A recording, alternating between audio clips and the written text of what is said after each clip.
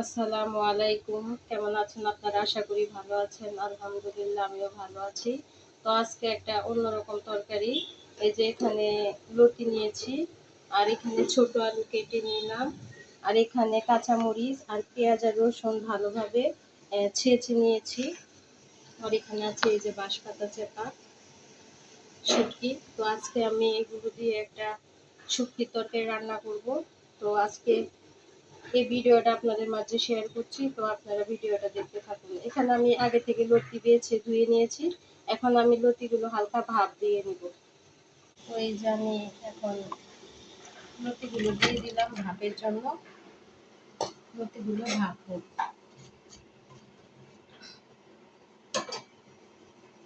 এই যে আমি এখানে শুটকিটা ধুয়ে এখানে পানি দিয়ে শুটকিটা ভালোভাবে মাংসটা পানির সাথে যাতে মিশে যায়। এই যে মাছের এই শুটকির, তো শুটকিটা কাটা, তার জন্য আমি ভালোভাবে একটু ফুটিয়ে ছাঁকনি দিয়ে ছেঁকে তারপরে শুটকিটা পানিটা একসাথে দিয়ে দিব, কাটাটা আলাদা করে। তো আপনারা দেখুন এই যে শুটকিটা আমি বসিয়ে দিলাম। তো এই যে আমার লতি সিদ্ধ করা শেষ, এখন আমি চুলা থেকে নামিয়ে নিব। শুটকিটা আমি ভালোভাবে কাটাটা ছাড়িয়ে নিচ্ছি। তো এই যে আমার শুটকিটা ভালো করে একদম হয়ে গেছে, পানির সাথে মিশে গেছে। এখন আমি নামিয়ে নিব। এখন আমি এখানে পাতিলা বসিয়ে দিলাম। তো আমি এই যে পাতিলা বসিয়ে দিয়েছি, এখন আমি এর মধ্যে আলুগুলো দিয়ে দিব। এই যে অল্প একটু পানি দিয়ে আলুগুলো দিয়ে দিলাম। এখানে আলুগুলো আগে দেওয়ার কারণ হলো আলুগুলো একটু সিদ্ধ হবে, আর লতিগুলো যদি দিয়ে দিই তাহলে বেশি সিদ্ধ হয়ে গেলে লতিগুলো একদম পেঁচা হয়ে যাবে। আর এই জন্য আলুটি আগে ভালোভাবে একটু মশলা দিয়ে সবকিছু দিয়ে হলুদ মরিচ লবণ দিয়ে ভালোভাবে কষিয়ে নেব।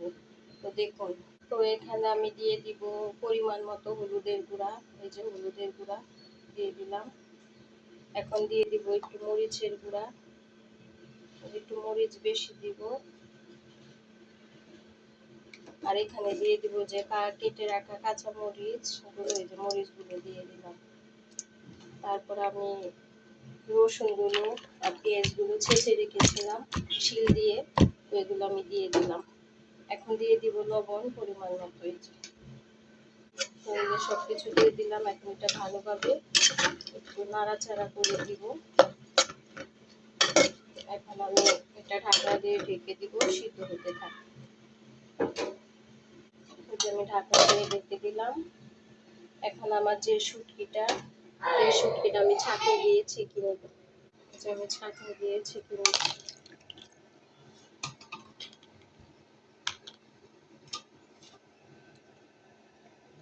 আমার ছাঁকা শেষ।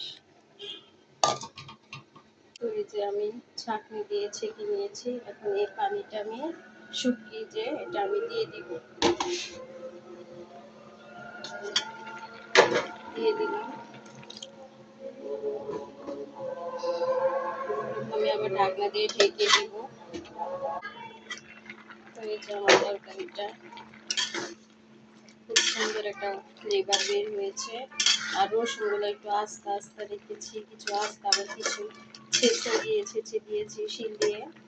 তো এখন আমি যে সিদ্ধ করা লতিগুলো এগুলো আমি দিয়ে দিলাম।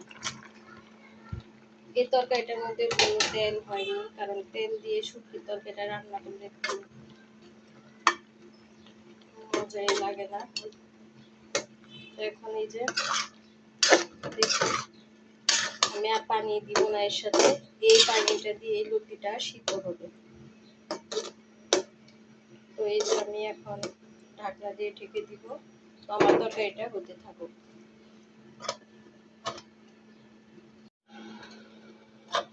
যে আমার লতির তরকারি, তো এই যে দেখুন তরকারি কালারটাও কি সুন্দর হয়েছে, দেখতেও খুব ভালো লাগছে। আর এই শুটকির তরকারিটা আপনারা এভাবে বাসায় করে দিয়ে দেখবেন, খুবই ভালো লাগবে।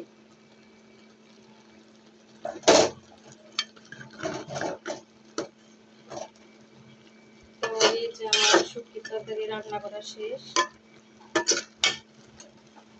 এটা আমি একদম শুকিয়ে ফেলেছি। যদি আপনাদের ভিডিওটা ভালো লাগে তো অবশ্যই একটা লাইক কমেন্ট শেয়ার করে দিবেন। আর আপনারা বাসায় এইভাবে রান্না করে খেয়ে দেখবেন, খুবই ভালো লাগবে। মাছ মাংস থেকে এই তরকারিটা খুবই সুস্বাদু একটা খাবার। তো যে যেখান থেকে ভিডিওটা দেখছেন সবাইকে ধন্যবাদ, সবাই ভালো থাকবেন। তো আল্লাহ হাফেজ।